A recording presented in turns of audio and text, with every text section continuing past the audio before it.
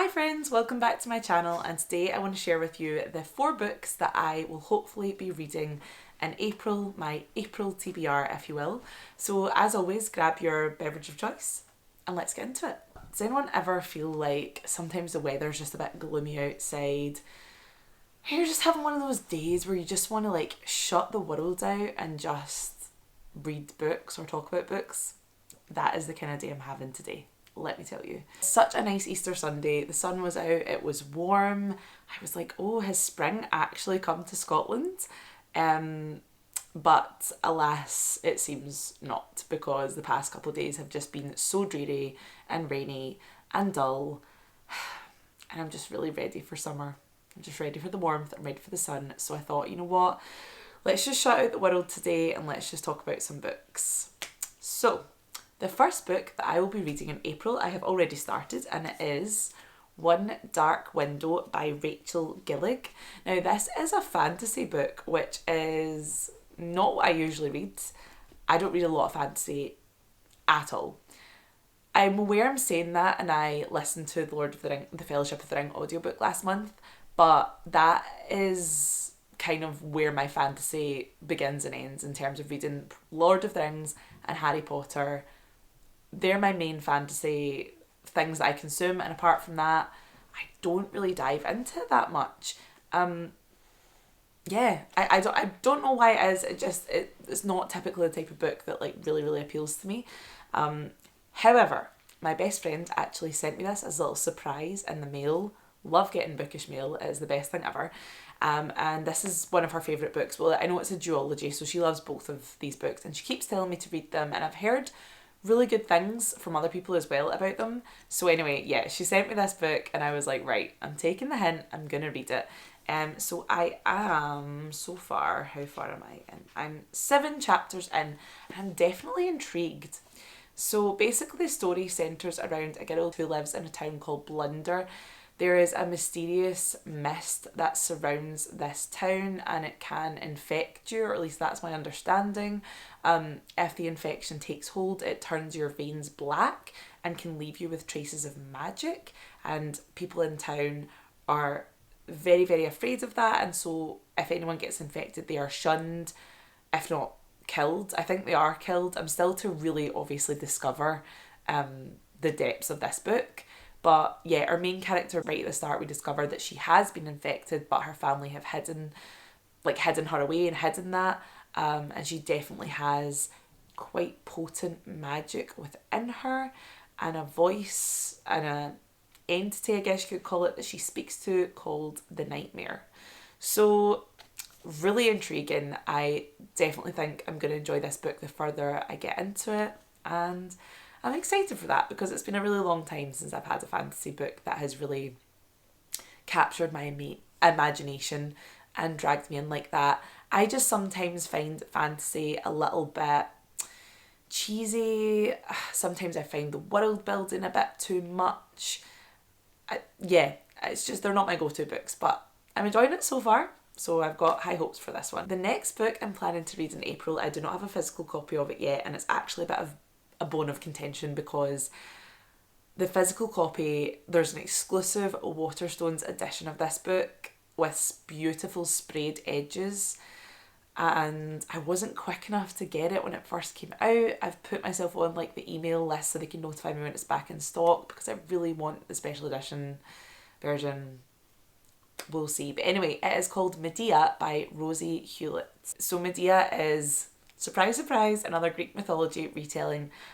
Medea is quite famous in Greek mythology. Even if you don't know a lot about Greek mythology, you might have heard of Medea. There's a really famous play, Medea, by Euripides. There's also a Scottish version of Medea by Liz Lockhead, which actually was performed by my college back in, 2013, 14 maybe, something. No, probably like 2013. I wasn't in it, but I saw it and I loved it. So let me just read you a little synopsis on Goodreads. It says, Medea longs for a different life. Since childhood, she has been separated from her sister, shunned by her mother, and persecuted and tormented by her brother and father, all because of a unique and dangerous witchcraft. But when a dashing young hero, Jason, arrives to claim the famed Golden Fleece, that her father fiercely protects, Medea sees her opportunity for escape. Her offer to help Jason overcome the trials set by her father sets in motion a journey that will test every ounce of her strength, magic, and loyalty. A journey that will see her battle monsters, dethrone kings, and fall in love. So yeah, Medea is a pretty epic story, and I love Greek mythology. I love witch lit. The two are combining once again like they did in Circe, one of my favourite books of all time. So I have very high hopes for this one. I think I'm really, really going to enjoy it. So moving on, the next book I plan to read in April is The Party House by Lynn Anderson. Now I did speak about this in a recent video. It was the one Scottish books I've added to my TBR, but I'll go over it really quickly just in case you haven't seen that video. So The Party House by Lynn Anderson, it says it's a deeply atmospheric psychological thriller set in the Scottish Highlands for fans of Lucy Foley, Ruth Ware, and Sarah Pearce's The Sanatorium. So brief synopsis. Devastated by a recent pandemic brought in by outsiders, the villagers of Blackrig in the Scottish Highlands are outraged when they find that the nearby estate plans to reopen its luxury party house to tourists. As animosity sparks amongst the locals, part of the property is damaged and, in the ensuing chaos, the body of a young girl is found in the wreck. 17-year-old Ailsa Cummings went missing 5 years ago, never to be seen again until now. So it seems like your classic fast-paced psychological thriller, murder mystery, crime novel, and I love those. I kind of find those weirdly a little bit palate cleansing for me. Like, I like to read them in between other books because I know I can probably get through them pretty fast. You don't have to pay like loads of attention to them. I don't mean that to sound dismissive, but I just mean that they're usually just quite easy to read. You don't have to invest too much into them, and I really like books like that, and I'm excited to read one set in Scotland. So yeah, the final book that I'm planning to read in April is my gorgeous special edition of The Hunger Games by Suzanne Collins. I mean, I will pretty much use any excuse to show these books off at this point.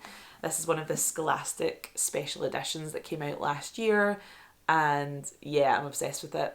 I love the Hunger Games trilogy. Well, I don't know if you still call it trilogy because obviously Ballad of Songbirds and Snakes is out now. What do you call 4 books? Series? Is it just a series at this point? Anyway, you know what I mean. I love the Hunger Games. I really bonded with these books when I first read them. I first read them in college. I was going through a little bit of a tough time. And you know when you just feel like a series of books are just there for you? Like they're just holding you and you can escape into them and you can relate to the characters. That's what I felt with The Hunger Games. So this is obviously going to be a reread for me. But I'm really excited to see how I'll feel reading these books as a fully grown adult.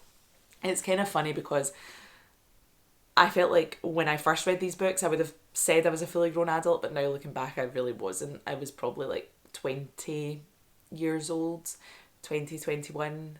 I was a baby.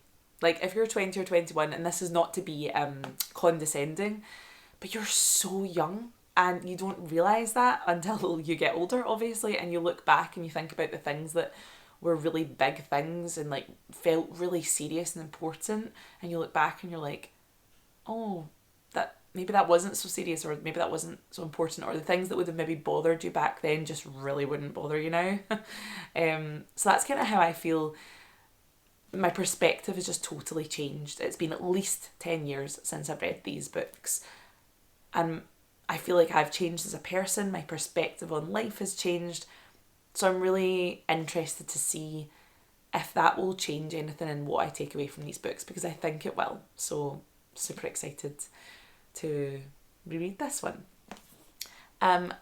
Bonus mention, I guess, that I hope to listen to the audiobook of The Two Towers by J.R.R. Tolkien, because I listened to The Fellowship of the Ring last month, and I think I'll start listening to The Two Towers this month as well, but I'm not bothered if I don't get through it all. I think it's like 20 listening hours on Spotify, so that's just a like if and when. If I get to it, yeah, then I get to it. If I don't, I don't. I'm not going to put too much pressure on it, but I might listen to it in April. So yeah, those are the books that I am planning on reading / listening to this April. Let me know your thoughts if you've read any of them or if you want to read any of them after hearing me talk about them. As always, thank you so much for watching, and I will see you in the next one. Bye!